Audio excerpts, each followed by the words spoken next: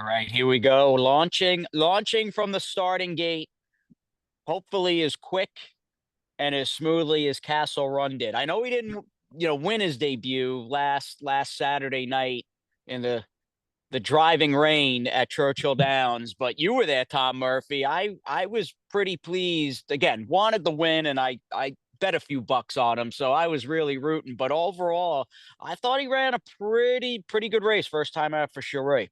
No, he did. And, Cherie's not a trainer that cranks him up first out. So I wasn't sure what to expect. And then seeing him break like he did. And then he had so many different opportunities in the race, I thought, to where he was just going to back up. He was going so fast and he just kept on going. And honestly, I thought we were the winner up until I think it was about the 16th pole, maybe right around there where the horses on the outside kind of swallowed him up. And he wanted to keep going, but it was a very good run from him. This is a horse that I will definitely be betting back. I had him Saturday night. I think that effort he got a lot out of, and just seems like a horse who's going to take a big step forward next out. What you want second out, they won't know which way he ran. All right. Bingo. You can save this little Save the video clip. of Tom. Yep, save the clip of Tommy and I. But no, we hope everybody's doing well. Already October 2nd. We started October as far as like the entire stable and company goes on the right foot. The one and only Dale Romans yesterday on Tuesdays at 2. And in typical Dale Romans fashion, yeah, just boom, right over. I'm not a baseball guy, but I mean, smashed it over the center field wall, my friend. No, no doubt. I mean, it's Dale's one of the best to do it. Obviously, the training game, and then with our partners as well. He's just fantastic, and he loves it. He loves what he does. He loves training, and he loves West Point too. So be able to get him on the line, talk about West Point and the horses he's got is always a joy. Absolutely. Still have some availability. Speaking of Dale on that gorgeous Connect yearling. We'll get to that in a second, actually, because I wanna bring the horse up. But Dale was extolling the virtues of that colt, and obviously the son of blame and the Constitution. So we've got sort of a three-headed monster headed to Dale next spring at Churchill Downs on the yearling front. Speaking of the yearlings, thank you to everybody that has stepped up and jumped in on a yearling or two or three. It's been a phenomenal run since really we picked up Bullfight and then the New York breds, four of them in Saratoga, and that continued with the Keeneland September sale. And I'm dreaming, Tommy. I am dreaming. I love the class that we have, and there's still a little room left on. I mean, some heavy hitters, man. We've got a couple of fillies and some beautiful colts up for grabs. Yeah, that's just about, if you're looking for something specific, I would wager that we have something that fits your bill. So don't hesitate to reach out to us. And like you said, I'm excited. It's easy to get excited during yearling season, but going to a couple of these sales and seeing them in the flesh, it's got me dreaming too. Yeah, no question about it. So I am gonna share. Gotta optimize for video, man. You Always. gotta. Yeah, always. So, and again, Tommy and I are happy you've stopped by to check us out and join our little chat here on WPT and 20 or 25. And we hope Joe Bianca. We're obviously missing a very important piece of the puzzle. Wishing Joe and Megan a wonderful honeymoon. I almost said anniversary, but a wonderful, maybe a 2-week Yeah, anniversary, there but you go. a wonderful honeymoon. We'll have Joe back with us. And Tommy and I, Mr. And that's Bell House, by the way, the older Tommy, the senior Tommy and I will be holding down the fort at the Big A this weekend with Carson's run racing. And we hope to just keep piling up the stakes trophies because, well, we had a two winning stakes weekend or two. Yeah, it was a two winning stakes weekend because Jackson won on. Oh no, Pascaline won. I'm sorry, on Saturday, and then of course Jackson won Sunday night. And I'm digging the new iOS update that you could bring up a folder and it kind of gives you a little bit of a preview. There's Pascaline. Why don't we jump into it? And Tommy, we'll start out with West Point's newest millionaire in again the one and only Jaxon Traveler, who's just been an absolute warhorse, leather tough, and has enjoyed this insane renaissance since he won at Zia last November. Yeah, no doubt. What's funny watching this replay of the race, as I was watching it, I thought to myself, this is the most Jackson Traveler way to win a race to make him a millionaire. It's just doing what he loves. Just he's just such an awesome horse. He so badly deserved that millionaire status, and I'm so happy he finally got it. But I mean, you could just see here he full of run, full of horse, and just doing what he does best. It's so gratifying to see a horse like him just do it year in, year out so well and finish this race, get him to that millionaire status, and next million's coming up next. Yeah, yeah, no doubt. We'll get working on that second seven figure total for him. Kind of neat looking back at his PPs as well. I mean, he's a horse that's danced every dance. In fact, why don't I jump over here and there's Castle Run, who we talked about. Let's just give a quick. I mean, this is a special horse, and not something you're able to enjoy every day with a horse winning what for the 11th time in his career. I think he's got eight stakes wins, and now that he's at a little over $1 million, 17,000 and some change. And I remember thinking last year around this time we had brought him back, didn't run any good late in the 2023 Saratoga season on the turf at a big price. You run him down at Pimlico mid-September, so a little over a year ago in the light diffuse. He's no good there. Two other than at Remington, or that conditioned allowance that he was eligible for, he runs third. And I remember thinking, maybe he's just lost a step at this point. And Steve gave him a little, 6 weeks or so, 5.5 weeks. We rolled the dice at Zia. He's 4.5 to 1, and that was the race right around Thanksgiving where he's enjoyed. Like I said, there's just this second part of his career, late career renaissance. And I mean, dude, the win at Oaklawn, he's just awesome, man. He really, really is just a phenomenal, cool horse. No doubt. And like you said, that Zia, I remember watching that Zia win, and in my head I thought, oh my goodness, Jackson's back. And the run he's been on here in the last 11 months has just been phenomenal. And you can see it right here in the paper. It's just what he does is just fantastic, and he can do it in a multitude of different ways. And he's just a hard trying horse that gives you everything every time he steps on that racetrack. And Steve too. I mean, Steve Asmussen and his team deserve credit for the way they've campaigned him. I don't know with a different trainer if you're getting to this point, this 7-figure point with 11 career victories without Steve being such an integral part of again the whole picture with Jaxon Traveler. So a job well done there, no question about it. So we ran two horses actually at Remington Park late Sunday night. The other one being, there's the Jackson video. There is the other horse, Indispensable, who, I mean, Tommy, were you as surprised as I was early in the race when he made that inside run into the first turn and basically was on the lead? Yeah, it was, going into that turn, I thought, okay, we're gonna have to sift our way through traffic a little bit. And, I didn't think the fractions were crazy fast. And the track itself, the entire night was speed favoring. And obviously that was helped shown by Jackson winning his race. So I was a little surprised to see him make that move. But if you watch the race, he does it by himself. And you can see that the gap was there the whole time. And he just kind of went up on his own, and Rayleigh was kind of along for the ride at that point. But here in the turn, you could see him really dig in, and he's got to have a little bit of something here to fight with these really two nice horses. The winner here is coming off that win where we ran stretch ride in the Ellis Park Derby, and then EJ won the Cup is no slouch either. And for him to throw down with these horses, and he kind of comes back on him here a little bit, lets me know he's got some fight to him. So if you can have a little bit of heart and some talent, combine those two in a horse, that's a recipe for success. So this is a horse that I'm definitely going to keep an eye on going into next year, because I think he can be a real force. And you can see the progression he's had his last handful of races since breaking his maiden has been nothing short of incredible. This is a classic Sadler horse to me.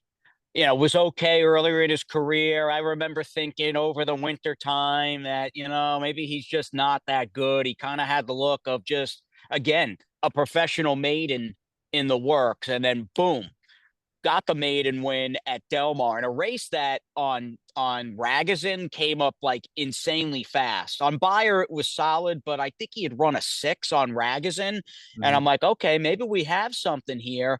Ran great Labor Day weekend in the share belief behind Muth. Not that he was going to beat Muth, but you're second behind a horse who, even though he bombed, almost ran too bad to believe Saturday in the California Crown out at Santa Anita. I mean, Muth is still a very, very top class horse, very talented horse. And look, I mean, we got that solid third place finish, a 98 buyer. So I look at this progression, Tommy, with Indispensable, and as good and as the improvement in terms of leaps and bounds, I'm still thinking heading into his 4-year-old season, we might be dealing with a legit grade 1 horse if he continues on this sort of upward trajectory. Yeah, 100%. And like you said, John's been known to do it, and I don't think we've seen the bottom of this horse just yet. I think he's still got some more to show us, and I can't wait to see what that is.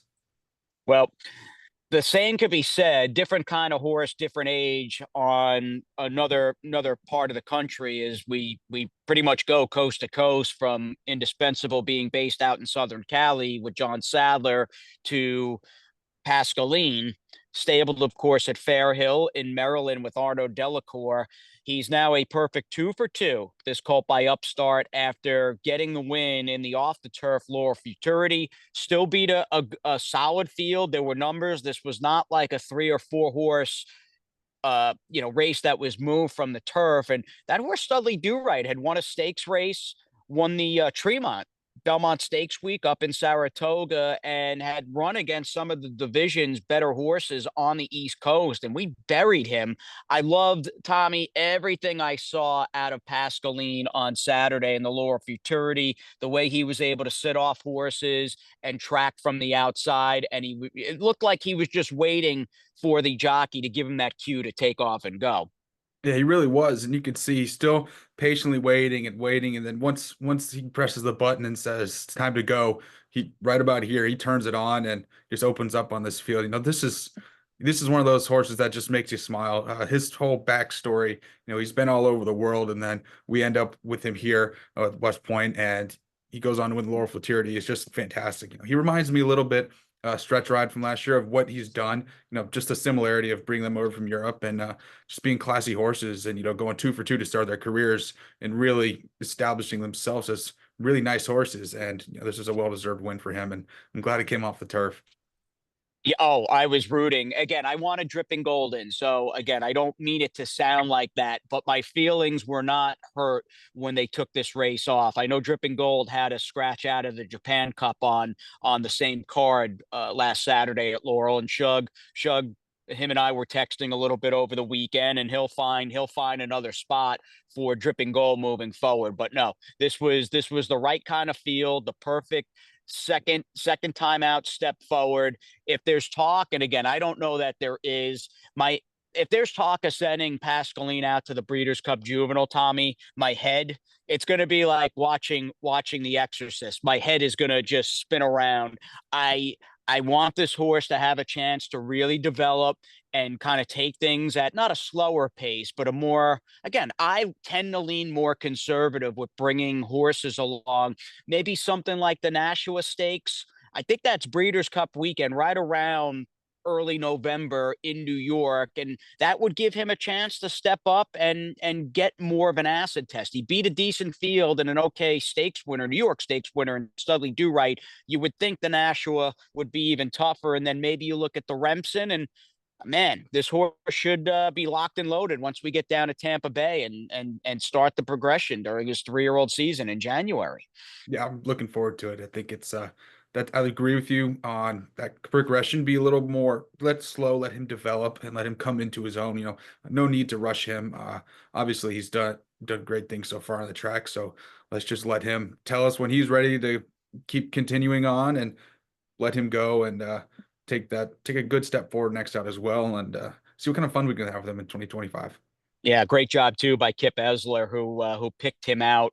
Kip, and I only really got to talking with Kip this summer in Saratoga, but he's got long ties and roots within West Point, and picked out both Stretch Ride and Pascaline at a couple of breeze up shows a little more than a year apart over in Europe. And I did text him right after they hit the wire. I said, thank you so much, Kip, for picking out Stretch Ride and Pascaline. I mean, you really bought two very nice, talented horses for not that much money. And before we get on to a few other topics, how sweet is the homepage, Tommy? If you just go to our site, westpointtv.com, you're greeted by the man Jaxon and the up and coming man in Pascaline.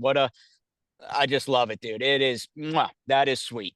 I might have to find a way to download that and print it out or something so I can always have that, because that's a pretty neat picture. I like it. I like that one a lot. Yeah, and we've been doing it, and thankfully, this has not been like, oh, you win a stakes race and then you're done for the next 6 months. I mean, the stable as a whole has been on this monster run. So we've had a number of West Point horses that have had their time in the spotlight on the homepage. I think a Gallon a Rush, Carson's Run. Don't want to leave anyone out, but I love that we rotate our recent, big time horses there. It's just makes me happy.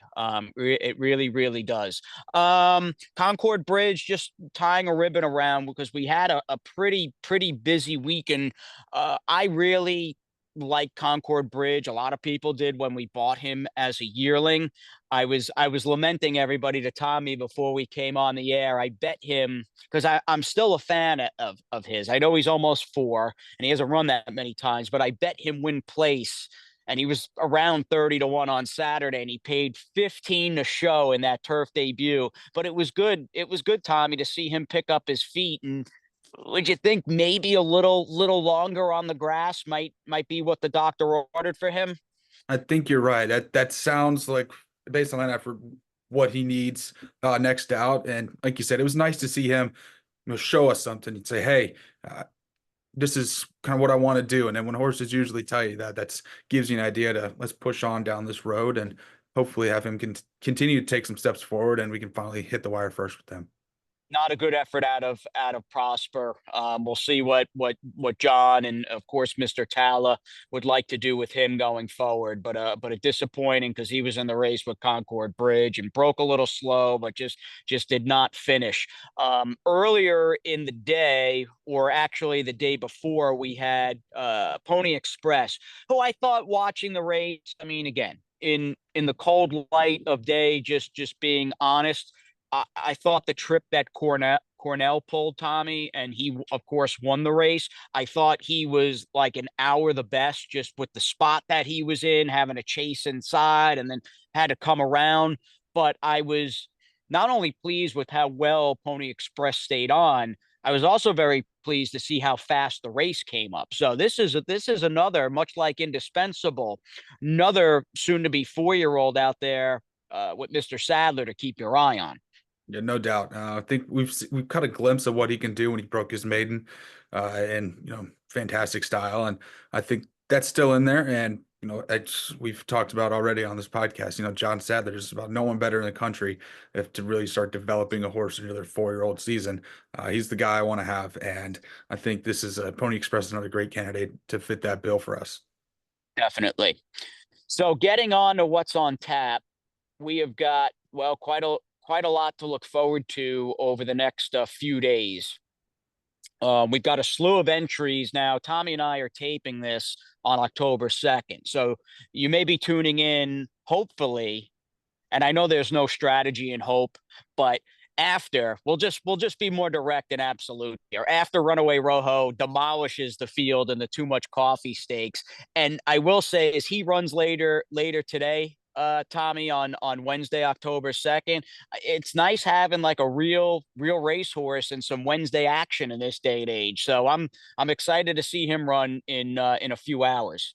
Yeah, I'm pumped. We know what he's all about. He's all heart, and he's up against it today. There's some really nice Indianabreds in that spot, but he's just a horse that gives you 110%, and just by doing that, he's gonna be there. He's gonna be close, and obviously pulling for him, and hope we can pull this one out and keep on chugging along with Runaway Rojo.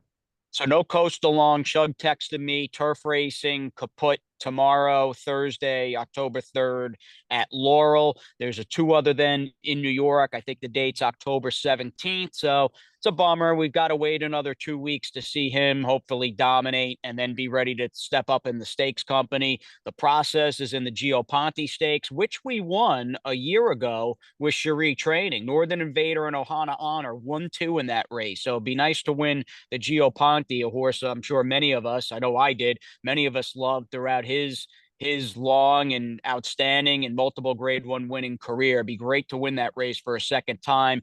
Keeneland, my friend, your neck of the woods, Tommy. I saw you were out at Churchill today. Nice picture of absolutely hot, cooling out at the barn.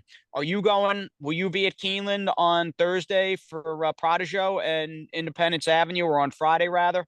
Yes, I will be there on Friday, making the trip out. It's this Keeneland. I'm pumped that it's back. Been had this day circled for a while on the calendar. I'm happy we got two in and two pretty live shots. I think win on opening day at Keeneland. There's really nothing better, no better feeling than being able to stand in the winner's circle on opening day at Keeneland. Yeah, I mean, we'll see what Prodigieux does. I mean, that's a horse, a filly, in fact. By I was just looking at her before we came on the air. By Uncle Mo out of a Blame Dam. Look, it's taken her a while to get to the races, but I know she's a filly. There she is. That Cherie likes some decent works. We've got Jose Ortiz riding, and hopefully a good effort out of her. And then we've got Independence Avenue, who I think for me, Tommy, with her in the finale on opening day Friday at Keeneland, like she's earned she's earned the right. She's earned her way to roll the dice and to see how she does in this Keeneland higher level allowance race. It is, as you would expect, a very tough spot, but I mean, all she does is just leave it all out on the racetrack. Yeah, she's another one of those horses that gives you everything every time she steps on the racetrack. And like you said, she's earned it. She's earned a chance to run with the big dogs at Keeneland, for the big bucks. I really liked her effort last time out. I thought that was just great to see from her getting back to the winner's circle. And this spot at Keeneland should play to her how she likes to run. Their turf course usually will favor speed, I feel like, for the early part of a meet, and then once it's been used up a little bit and it'll start playing a little bit differently. But I expect the speed to be pretty strong opening day, especially. So hopefully we can get out front, get close to it, and try to take them wire to wire. Two in on Saturday as of now. We've got Bassanio, I like Bassanio. He tries hard. He just needs easier horses. Like it's time to run him for 20, and a three lifetime, not when it's a three for 20 is that'll be a good spot for him. So I think he'll run well. A Tavern Time, who was one of my favorite. I mean, I think Tommy about just the entire, and it's pretty long. And we bought quite a few 2-year-olds, but March, April, and May, like the three consecutive 2-year-old sales in the spring, he was near the top of my personal favorites in terms of just 2-year-olds we added to the stable. So excited to get him going on Sunday at Keeneland. And I'm not sure if you looked at the race, it looked it didn't look insanely tough to me for a Keeneland maiden special for 2-year-olds on opening weekend to boot. I'm not saying it's an easy spot, but there was no one in the field. I went, oh man, this horse got an 84 buyer first time out in Saratoga and is going to be 6-5. It's not that kind of race with him on Sunday. Yeah, 100%, which is you don't see, like you said, very often at Keeneland. Usually these races at Keeneland are as tough as maidens can be in the country, but I like this spot for him. And like you said, I've been excited. I've been waiting to see him get to the track. Him and Castle Run were two that I was very excited to see run. Obviously, Castle Run I thought he ran really well, had up his end of the bargain first out. And so I think Tavern Time was should be pretty live. And let's see, we can kind of get a good litmus test to see what we got with him. Yeah, I get the vibe. Cherie thinks he may need a race, and more importantly than that, he's probably going to be a horse that just wants a little more ground than 7/8. And seven's such a hard distance to win at. I don't care if you've got 20 races under your belt. Seven to me is so demanding, especially, and that's multiplied for a first time starter. But it's a race dominated by firsters, so many of these horses are in the same boat. And again, saying it's an easy spot. You don't know if that pricey Candy Ride gelding for Rudy Brisset, who cost a lot for Windstar, is going to be super live. Brad Cox has got a Bolt Doro firster in there with Giroux. He's really, by the way, cooled off as a stallion, hasn't he, Bolt Doro? It seems like things have gotten pretty quiet with him. Yeah, which is interesting. It's he was the hot commodity there for a while, and his horses seem to have cooled off. But normally, when I feel like these stallions cool off a little bit, all they need is just one horse to hit the scene in a big way to really rejuvenate their career. And you never know where you're going to find those kind of horses from. Well, that's a perfect segue into our Colt by Cupid, who, I mean, I've almost run out of superlatives for him in a similar vein to Jaxon Traveler. So I'm just keeping it short, succinct, and sweet. I've just started with my partners that are in on Carson's run. I've just started calling him Superman because that's what he is. And I mean, the grade one win last year, nearly missed in the with anticipation. He gets us to the BC Juvie turf at Santa Anita, wide trip, didn't run bad in there. The bad race, the wacky race is probably a better statement in the Woodhaven in late April. And I remember thinking, oh man, was he a flash in the pan? Is this going to be an issue with him moving forward? Every time he runs, he's going to basically bolt and make a 90-degree like straight line off the quarter pole, and then boom, win the race at Monmouth. And how about the last two, Tommy, with him between the race upstate in Saratoga and then coming back 20 days later at Kentucky Downs? Yeah, just unbelievable that just the fact that he came off of a grade one win, 20 days, ship into Kentucky to Kentucky Downs, nonetheless, one of the most difficult turf courses to run on for a horse that's never run it before. Put in that kind of effort, run second to a really, really nice European horse. This horse is just, like you said, he's Superman. What he's done so far is unbelievable. And I think back to that Woodhaven when he bolted, and I thought to myself too, I was like, oh my goodness, I thought this was, this was going to be a horse this year, and I wasn't really sure where he was going to go from there. But then his effort in the tail of the cat, that's I said to myself, he's back. That was the old Carson that we know and love, and we've seen him ever since.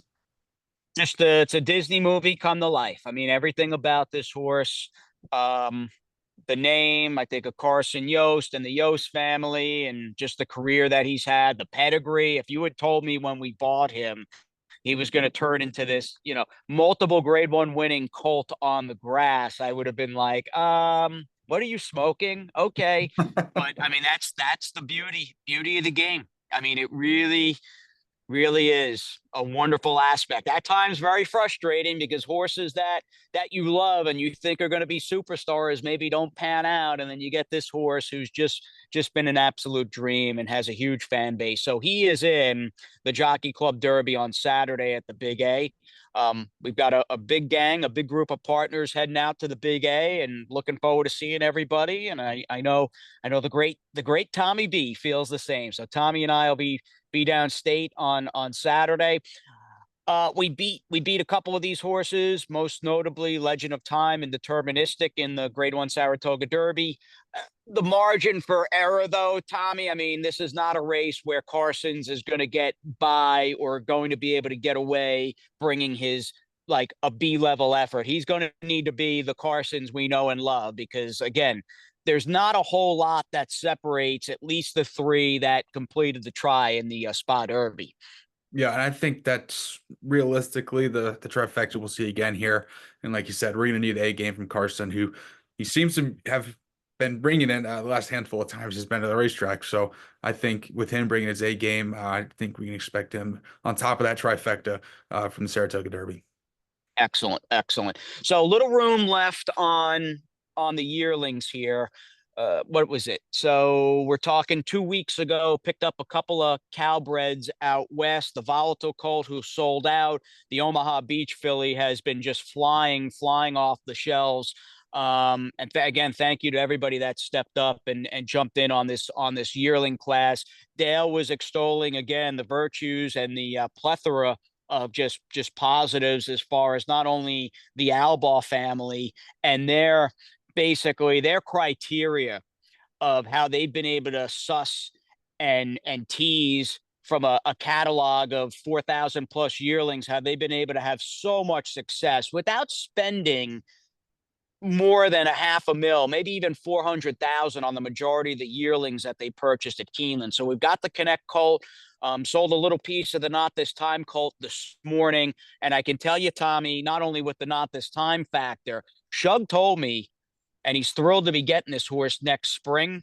He said, if that horse was raised at Clarkland Farm, which he was, this is verbatim. He said, if he was raised at Clarkland, then he was raised right.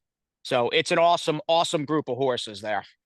Yeah, I'm excited. All these ones get me excited. I've already developed a little bit of a soft spot for Tacitus colt. I walked back to see him after we had bought him, so I actually beat him back to the barn. So I had to wait for him You to were get that there. excited. You even beat the horse back to I know I his own had to go stall. see him. Nice. I was a huge Tacitus fan when he was on the racetrack, and he was such a hard trying horse, and I think he's gonna pass that along to his offspring. And I just had to go see this colt in the flesh, and even for a yearling, just going through a sales ring, that's a lot that goes on mentally for a young horse, especially a colt too. So for him to get back to the barn and just stand there like a professional, like a seasoned vet, I was really impressed by him, and he just looks like a colt that's gonna grow into his body, really fill out well. And I'm really excited to get this one going. Dude, and he's going to Bill Mott, by the Yeah, way. it's a perfect storm. So if someone asked me, I mean, I've said this before, so I apologize to the partners that heard me just, bragging about my man crush. And this is now, I mean, we're talking, this is close to a 30-year man crush that I've had on Bill Mott. And I brought it up multiple times long before we were sending the great William I. Mott a couple of yearlings from the 2024 class, because he's not only getting the Tacitus, he's getting the Curlin filly too. But I mean, the way I feel about him as a trainer in my lifetime, like if you ask me to put together a Mount Rushmore of trainers, Tommy, that I have seen with my own eyes. So this is, trainers in my lifetime of being a fan of the game, like he's number one. And he's number one to an extent. I don't even know who I would put in the second spot, but he's number one. I mean, that's what I think about him. So yeah, thrilled to have a couple of babies heading his way next spring. Yeah, I'm pumped that just we're going to be able to experience some of the Bill Mott greatness and see him develop horses as he's done for decades. And his record speaks for itself. There's no need to dive into it really, because I could be here all day if I tried to. But I'm really pumped to get some horses with him and let him work his magic and hit the winner's circle with these horses for him. Yeah, thinking to next summer, you're going to have in that back end of Oklahoma, you've got Shug, Clement, and then Mott. I mean, those are the three barns side by side, and we'll have That's a we'll heck have of a these trio. yearlings turn 2-year-olds in all three of those barns, ready to rock and roll. And on that note, Tommy and I are gonna rock and roll right on out of here. Good luck to Mr. Rojo later on today in the Too Much Coffee Stakes and all of our starters. Good luck, safe trips to everybody, coast to coast across the country. Again, check out the yearlings. If you haven't jumped in on one, what are you waiting for? It's a beautiful, beautiful class. And what do you say, my friend? We're gonna go win one with Rojo, and we'll keep it going through Carson's and everybody else. Let's do it. Start hot and let's keep it that way and finish the weekend strong. All right, right on. All right, Tommy. Good seeing you. Good seeing you, everybody. Thanks for stopping by, and we'll catch you next time. Thanks, everyone. See ya.